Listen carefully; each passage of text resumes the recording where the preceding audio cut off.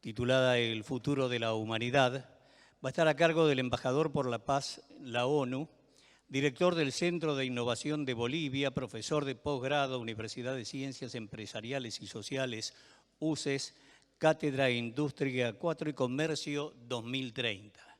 Le damos la bienvenida y agradecemos la participación del doctor Cristian Walter Meñó. Bienvenido.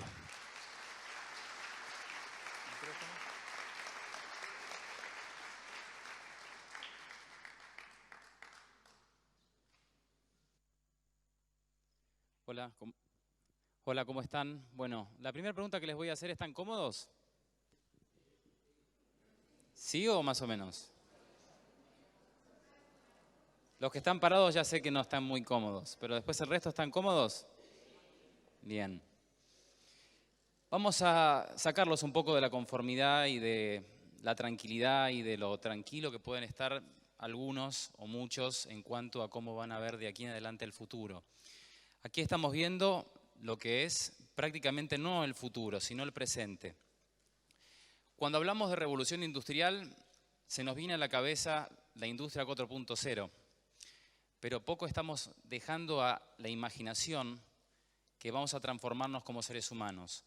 Vamos a llegar a un punto donde desde el año que viene, con la irrupción del 5G en nuestras vidas, prácticamente todo se va a transformar.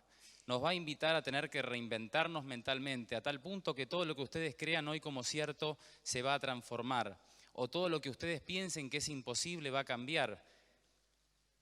Si hoy tienen una mentalidad que está basada con una religión, que está basada con un criterio, que piensan que lo que es blanco, lo que es negro, lo que es izquierda, derecha es así, bueno, déjenme decirles que con la irrupción de la computación cuántica, prácticamente todo se va a reinventar. Vamos a ver la realidad al 100%. ¿Ustedes creen que ven la realidad cuando ven lo que están viendo? Cuando estén viendo en este momento, ¿creen que están viéndome, o sea, como soy, o es una proyección de su cerebro? Porque déjenme decirles que todo lo que hoy nosotros sabemos es un 5% nada más de lo que es la realidad. La física como la ciencia son inexactas, la computación cuántica no lo es. Los primeros 7 años de nuestra vida fueron los que hicieron que nosotros nos pusiéramos donde estamos hoy. Nosotros somos una programación del subconsciente. Por lo tanto, todo lo que estamos reflejando en nuestra vida, nuestra realidad, lo que nos rodea, lo que vemos afuera, que está basado a través de fotones que son generados en la luz, que llegan a nuestros ojos y que solamente nuestros ojos en la retina perciben un 4% de lo que estamos viendo en realidad. Después, el resto es una proyección de nuestro subconsciente al exterior. Eso hace que prácticamente la realidad como hoy la estamos viendo se vaya bifurcando con el tiempo cada vez más, pero desde el 2020 vamos a ver una realidad completamente diferente, vamos a ver una realidad que ya no va a ser esta realidad física. Hoy nuestro día tiene 24 horas, nosotros vamos a estar empezando a ver un día que va a tener 72 horas, vamos a vivir un día de 72 horas, pero vamos a seguir estando en 24 horas. La realidad que hoy vemos tiene lo que todos están haciendo en este momento, están sentados, algunos con el celular, otros parados. Eso es la realidad física. Con la realidad digital, que empezó a modificar nuestra realidad física desde el 2010 con la aparición de las corporaciones tecnológicas que nos brindaron las plataformas tecnológicas, que son prácticamente hoy nuestro mayor desafío para nuestra subsistencia, no solamente como seres humanos, sino como personas que vamos a tener que reinventarnos. Hizo que tuviésemos ya una segunda realidad, la realidad digital. ¿Qué quiere decir? De la realidad física ustedes pasan a la realidad digital anotando todo lo que ustedes ven en realidad física. Pero con el 5G nosotros vamos a generar una realidad aumentada. El 5G no solamente tiene esta particularidad que tiene 400 veces más rápido que el parpadeo del ojo, la velocidad que va el 5G. Va a hacer que ustedes cuando pongan en sus casas una gafa de realidad aumentada o empiecen a ver un mundo virtual, la realidad virtual sea mucho más vivida que la realidad que hoy consideramos como física. Y en términos de trabajo, la realidad va a ser que nosotros tengamos la realidad física, la realidad digital y la realidad aumentada. ¿Qué va a hacer estas tres realidades? Se va a bifurcar en una sola realidad y va a hacer que todos vivamos 72 horas en 24 horas. No es para asustarlos, pero el conocimiento se está duplicando cada vez con mayor velocidad. En 1900 el conocimiento se duplicaba cada 100 años. Ya en 1945 se duplicaba cada 25 años. Hoy nos invita al desafío la educación y la tecnología, tener que reinventarnos, como les decía, desde un comienzo, desde cero, porque el conocimiento se está duplicando ya cada 73 días. Me estoy poniendo en el 2020, porque ya queda 3 o 4 meses para terminar el año, con lo cual ya me siento que estoy en el 2020, y el conocimiento se duplica cada 73 días. ¿Qué quiere decir? Que lo que ustedes están estudiando y los que están estudiando, lo que creen saber, se va a duplicar cada 73 días. Y en el año 2030, la velocidad de la tecnología y la velocidad que va a generar la fusión entre la tecnología de 5G más la computación cuántica y la inteligencia artificial va a implicar que esa fusión genere que el conocimiento se duplique cada 12 horas. Prácticamente nos va a llevar a que tengamos que reinventarnos no solamente con la realidad que estamos viendo, sino también el desafío de qué va a pasar con nuestros derechos mentales, porque ya estamos hablando de que en Silicon Valley, que Elon Musk están planteando la idea de que tengamos un chip en el cerebro. Hace poco aquí en Argentina vino Rafael Yuste y planteó lo que presentó en la ONU para que tengamos los denominados neuroderechos, porque son necesarios ante lo único que nos hace seguir siendo seres humanos, porque ya la privacidad prácticamente no va a existir, ya prácticamente lo que uno piensa que es la libertad individual, si no se defiende, si no empezamos a trabajar los derechos individuales, vamos a estar en serios problemas. Problemas que son mucho más severos que los que podemos ver en términos comerciales.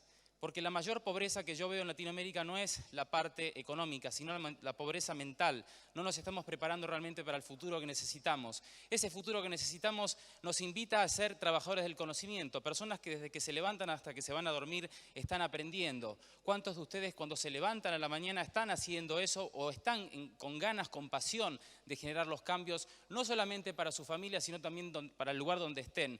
Eso hace que a mí me convierta en trabajadores del conocimiento. Y eso también, en cierta forma, de los trabajadores del conocimiento nos invita a llevar a esta idea de que ya hoy todos somos cyborgs. ¿Por qué somos cyborgs? Si ustedes van y se fijan qué significa ser cyborg, cyborg significa darle a la tecnología la posibilidad de aumentarse como ser humano. El hecho de que nosotros, desde 1980, le hayamos dado al celular las capacidades que antes eran innatas al ser humano, nos hace ser, en cierta forma, cyborg.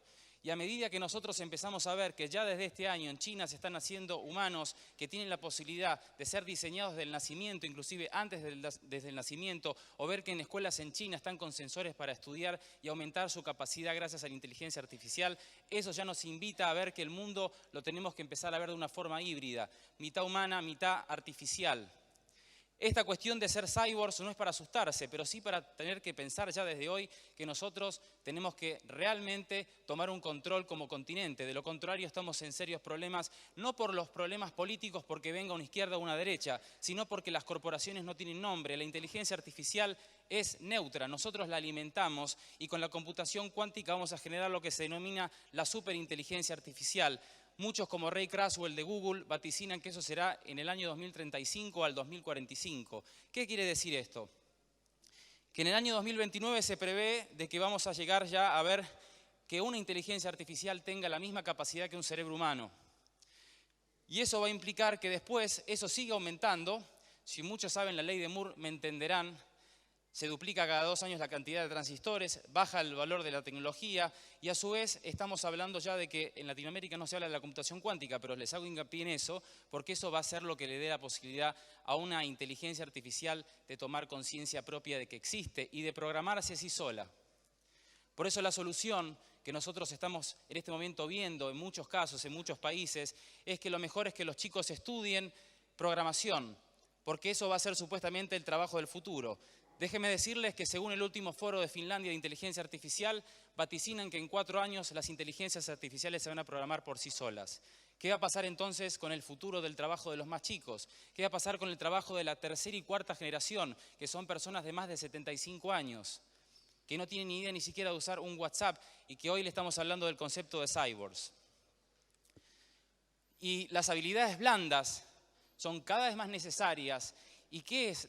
Además de ser necesaria la habilidad blanda, es la posibilidad de ser competitivos ante una era donde prácticamente nosotros nos tenemos que reinventar y adquirir habilidades que son netamente humanas. El gran problema que vemos hoy en día en la sociedad no son los robots, no son ni la inteligencia artificial, porque no es lo mismo inteligencia artificial que robots, es otra cosa que la gente confunde, ni la tecnología. El gran problema es la crisis del hombre. El hombre tiene prácticamente un concepto que es manejar su inteligencia a través de la parte racional y la mujer a través de la parte emocional. Y la fusión para que las habilidades blandas puedan generar una proyección de crecimiento de aquí a los próximos 20 años es que hagamos una fusión entre lo masculino y lo femenino. Y eso hará que nosotros podamos adquirir las habilidades blandas. ¿Qué quiere decir? Que la mujer sea un poco más hombre y que el hombre sea un poco más mujer. Mientras hayamos logrado eso, nosotros vamos a haber podido conseguir tener trabajadores del conocimiento y que tengan las habilidades blandas necesarias para poder estar a la altura de los desafíos que vamos a tener. Vamos a tener empresas donde no se van a necesitar trabajadores que hagan tareas repetitivas. Vamos a tener empresas donde prácticamente todos van a tener que adquirir habilidades constantemente.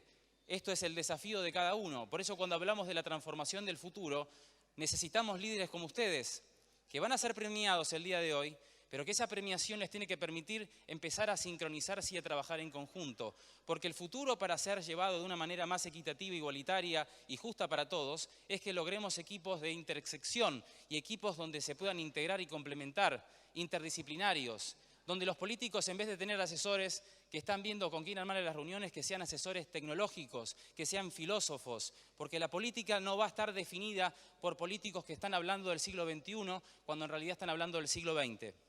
Ese es el gran problema que estamos teniendo. Necesitamos reinventarnos cuanto antes, porque esto es algo que no nos va a dar el tiempo para premiarnos. Desde el 2020 la realidad va a cambiar rotundamente y eso va a llevar a que tengamos que sí o sí ser creativos, adaptarnos a los entornos cada vez más cambiantes, ser soñadores, ser apasionados, tener la posibilidad de resolver problemas cada vez más rápidos. Tengan en cuenta que el tiempo pasa cada vez más rápido y es como la velocidad con la que hablo. Y eso hace justamente que todo lo que no se puede automatizar sea valioso. El amor, la empatía, el trabajo en equipo, la posibilidad de ser apasionados con lo que hagan, eso los va a hacer seguir siendo útiles en la sociedad. Jeremy Rifkin, que fue el ideólogo de la industria 4.0, le dijo a Angela Merkel: Alemania necesita reinventarse. Entonces ella le dijo: bueno, pero ¿qué tenemos que hacer? Tenemos que crear un nuevo modelo económico, porque el modelo que ustedes están utilizando utiliza energías que están contaminando. Este sistema que están utilizando es un sistema que prácticamente ya está en desuso. La tecnología va a ser una fusión tanto en la parte de transporte, en la parte de comunicación y en la parte de industria. Y eso va a generar que haya una super mega inteligencia llevada a través de un GPS que va a telemonitorear absolutamente todo. Angela Merkel dijo: perfecto, vamos a llevar adelante el concepto de industria 4.0, pero se descuidaron de una cosa. ¿Qué pasa con los humanos? Porque después Jeremy Rifkin dijo: a final de este siglo seguramente nosotros vamos a necesitar nada más 5% de la población para poder cumplir con el PIB. Quiere decir que va a pasar con el otro 95%, si nada más vamos a necesitar 5% de la población para mantener el mismo PIB. Y eso nos invita a pensar de que nosotros, si estamos copiando modelos de Industria 4.0, hablando de China 2025, hablando de Smart Factories en Estados Unidos, ¿qué estamos haciendo en Latinoamérica? Seguimos divididos, por más de que haya bloques comerciales, cuando hablamos hoy que prácticamente el trabajo va a ser híbrido. Vamos a necesitar, sí o sí, para ser eficientes, ayudarnos con la tecnología. Y fíjense que cuando yo hablo de ayudarse con la tecnología, me refiero al punto clave de que hoy con la computación cognitiva, por ejemplo, de IBM, a través de Watson, puede Watson ayudarme a resolver problemas que prácticamente ni todo, por siendo abogado o médico, ni un médico, el mejor médico de toda la humanidad o el mejor abogado lo podría resolver. Y Watson lo puede resolver en 5 minutos. Siendo así que, por ejemplo, un problema cardíaco o un problema que prácticamente no tiene solución, Watson investiga en toda la nube que hay prácticamente en Internet y en menos de 5 minutos da una respuesta. Y eso nos hace a la idea de que todo se va a fusionar. Y va a haber 4 tecnologías que prácticamente, además de la computación cuántica, que es lo que yo les estaba diciendo recién, va a transformar absolutamente todo. Para aclararles un poquito más de la computación cuántica, decirles que el ordenador tradicional se maneja en bits, ceros y unos. Toda la información que nosotros estamos generando habitualmente como seres humanos está generada a través de ceros y unos. La comunicación se podría decir que fue el primer avance cuántico, porque nos comunicamos gracias a la computación cuántica. Pero dicen que en menos de 5 años el avance de la computación cuántica va a llevar a que se pueda decodificar toda la comunicación de absolutamente todo. La pregunta es, ¿qué va a pasar si nosotros no hacemos algo al respecto? Porque se habla en Latinoamérica de que el que tenga el control de la inteligencia artificial va a tener el control de todo. Y yo digo, el que tenga el control de la computación cuántica va a controlar a la vida misma. Porque van a pasar cosas como, por ejemplo, saber qué pasa en un agujero negro. Van a pasar cosas como, por ejemplo, de saber que esta realidad que nosotros estamos viendo nada más es el 5% de lo que la realidad realmente es. Después el resto es toda una proyección de nuestro cerebro. La biotecnología, la nanotecnología, la infotecnología y la cognoscitología, esa fusión de esas 4 tecnologías van a transformar absolutamente todo. Y nos van a llevar a un mundo donde solamente los más preparados van a tener lugar. El resto va a seguir en crisis, ante un mundo donde se está viendo que la desmonetización de nuestras necesidades es una realidad. Estamos diciendo que el mayor problema que van a tener de aquí en adelante los gobiernos, como les decía, además de seguir por ahí con asesores o con gente que no les dé una pauta de qué es el movimiento que se viene, que no tiene nada que ver con la parte política, sino que tiene que ver con una parte de corporación tecnológica que debe de ser regulada, porque todo se va a desmonetizar, absolutamente todo, nos va a llevar a un punto de crisis donde prácticamente la mayor riqueza del siglo XXI sea la mente. Latinoamérica es un continente que se basa en la exportación de materias primas. Nuestro mayor fuerte como crecimiento, como continente, ha sido siempre la exportación de materias primas. Desde el año 2015, la agricultura vertical ha generado un ingreso anual de 1.5 billones de dólares. Se estima que en el año 2028 la agricultura vertical va a generar 15.7 billones de dólares. Para los que no saben, la agricultura vertical hace que hoy un país como Holanda, que es 47 veces más chico que Estados Unidos, sea el segundo mayor exportador de alimentos en el mundo. Cuando yo escucho hablar a muchos políticos en Latinoamérica que hablan del crecimiento a través de las exportaciones o que tenemos que generar industria, la industria es la desindustrialización en el siglo XXI. Vamos a poder crear en nuestra propia casa a través de una impresora 3D, vamos a poder crear cosas a través de nuestra imaginación. Prácticamente la riqueza del siglo XXI está en cada uno de ustedes. La fortaleza para la riqueza del siglo XXI de una sociedad va a estar basada en 2 cosas. Primero, en tener comunidades saludables y segundo, en tener familias fuertes.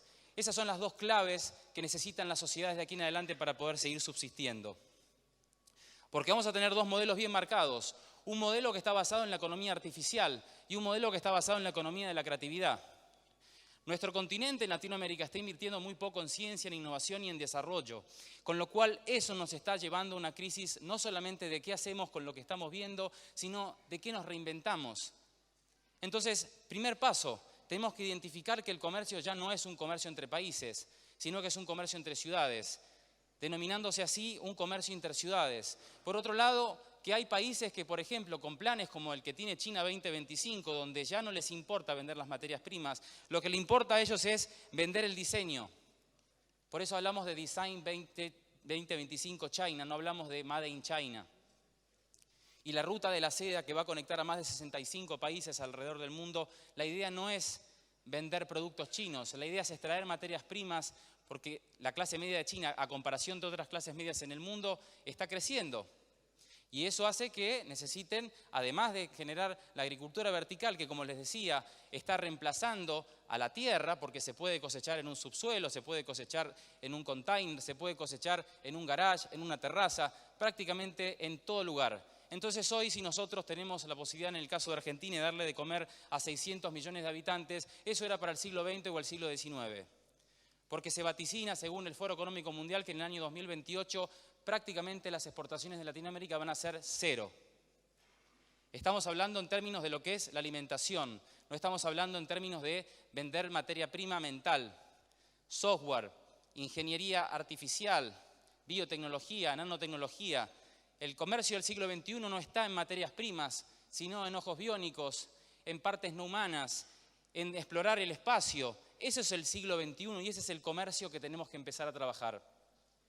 Pero no es fácil, porque si lo hacemos desde forma individual y no desde forma colectiva, desde ya va a ser problemático, porque el nuevo modelo económico del siglo XXI nos invita a decir, bueno, tenemos la economía 5G, ¿qué podemos hacer con la economía 5G? Tenemos la economía de plataformas, la economía geek. Prácticamente hoy En un país como Alemania, por ejemplo, para salir un poco de Latinoamérica, 4 millones de personas en Alemania están trabajando con trabajos que se denominan trabajos mínimos, que son mini jobs, o trabajos gig, o trabajos, como le dicen en Latinoamérica, freelancer. Más del 50% en España, los contratos que se están elaborando en este momento son trabajos por temporada o trabajos por hora. Eso hace también que nos tengamos que replantear el sistema de globalización que tenemos. La primera globalización, ¿cuál fue? Fue una globalización de países. La segunda fue una globalización de ciudades. La tercera fue una globalización de personas y empresas. Y la cuarta es prácticamente la reinvención del modelo estructural que fue pensado después de la Segunda Guerra Mundial, donde nacieron las clases medias, donde nació el sistema de pensión, donde nació el concepto de clase media, donde nació prácticamente todo lo que hoy hace nuestra economía. Y hoy ese modelo está muerto. En muy pocos países se puede llegar a pagar las jubilaciones. En España, en Francia, en Grecia, en Italia, el sistema de pensiones está en crisis. Por dos cosas. Porque ese modelo que les decía estuvo pensado después de la Segunda Guerra Mundial. ¿Qué pasaba en la Segunda Guerra Mundial? Había pleno empleo. Las personas, un máximo de vida, vivían 65 años. La idea era tener clase media fuerte, porque había pleno empleo, entonces había muchas familias con muchos hijos. ¿Qué pasa en el siglo XXI? Una persona tiene un promedio de vida de más de 75 años. Muchos no se jubilan en sus puestos de trabajo porque dicen, sigo activo, si tengo 70 años estoy sano, ¿para qué me voy a jubilar? No se tienen hijos. Los que tienen hijos, decimos que de cada 5 personas en el mundo, una no hace absolutamente nada. Y las otras, como en el caso de España, por ejemplo, un trabajador que recién ingresa a trabajar gana 20% menos que el abuelo que está en la casa descansando. Entonces dice, bueno, me quedo haciendo lo que el abuelo me diga porque la verdad salir a trabajar para que él me mantenga y además con esto puedo salir de farra y todo lo demás, ¿para qué trabajo? Y encima la educación necesita de ser repensada y reinventada, o sea, ya con cursos de 2 años para decir que soy máster en tal cosa o especialista en tal otra, ya no me sirve.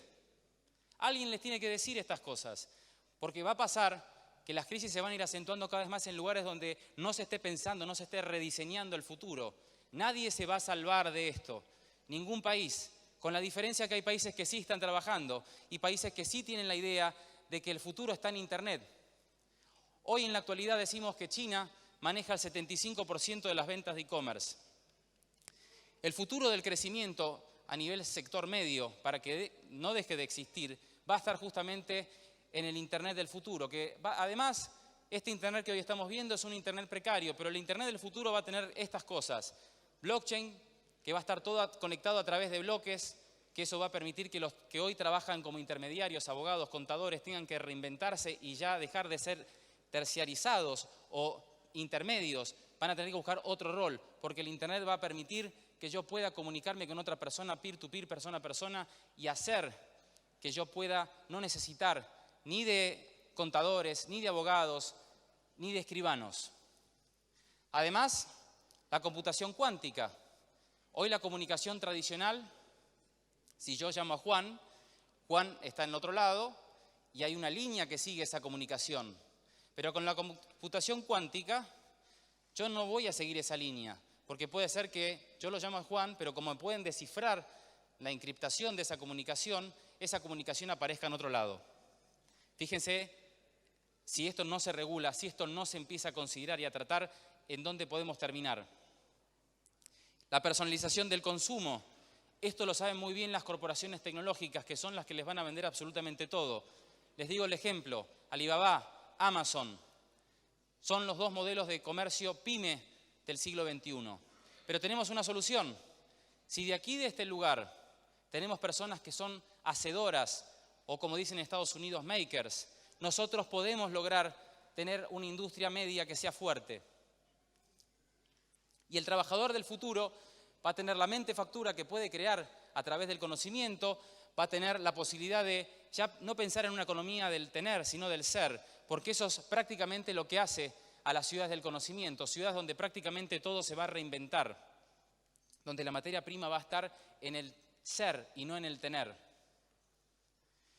Las ciudades van a ser el motor de la economía, eso es una gran realidad. Hoy 600 ciudades hacen al 80% del PIB global. Es por eso que ya tenemos que dejar de ver al mundo entre países. Por ahí por las nacionalidades sigan existiendo ese concepto de nacionalidades por países. Pero en términos de comercio nosotros nos tenemos que basar en este nuevo mundo.